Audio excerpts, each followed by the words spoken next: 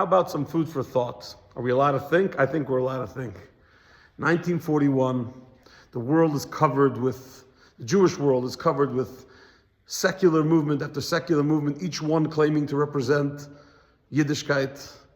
The previous Chabad Rebbe, Rabbi Yitzchak, says as follows. He says, in our Torah portion, Avram Avinu is referred to as Ivri. When Og, the king of Bashan, came to tell Avram that his nephew Lot was taken hostage by the kings, he is referred to as Ivri. And Ivri was the most beautiful term you can call a Jew, because Ivri was Avram Avinu's title for standing on one side of the river while the entire world was on the other side of the river.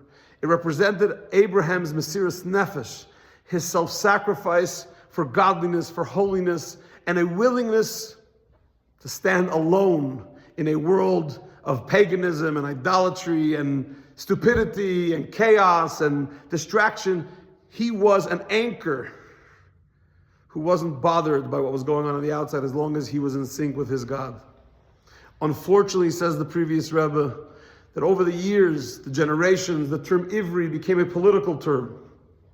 People used the term in the book of, throughout the history of the kings, and later, through the stories of Hanukkah and Purim, the term Ivri became a term of nationality, of cultural Judaism, whatever that means. So now you have this challenge. When I say Ivri, does it mean the authentic term Ivri, that I'm a continuation, an embodiment of the Avram Avinu, the Abraham morality and ethics and lifestyle of godliness? Or is it that I'm part of a movement, but it has nothing to do with the God-fearing, Torah-living experience of the Torah? And so that's why, says the Rebbe, that Jonah, when he's on the boat, the ship, and there's a storm at sea, he says, Ivri Anoichi, I'm an Ivri. But then he says, V'silakei Hashamayim and Iyari, and I fear the God of heaven.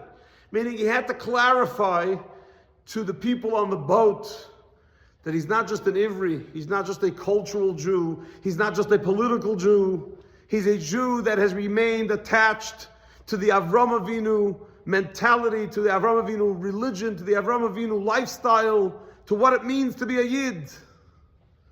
The previous Rebbe says we need to make a decision. We have to choose. What type of Ivri are we? Mordechai in the story of Purim is called Mordechai Yehudi because the term Ivri wasn't enough. He needed to clarify that he was a Yehudi.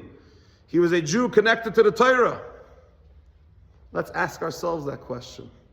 It's not a public discussion. It's a personal discussion about what goes on the inside of our hearts. Are we an Ivri? A political Ivri? Do we identify as a Jew just so we could fight anti-Semitism, or we could defend our people, which is okay?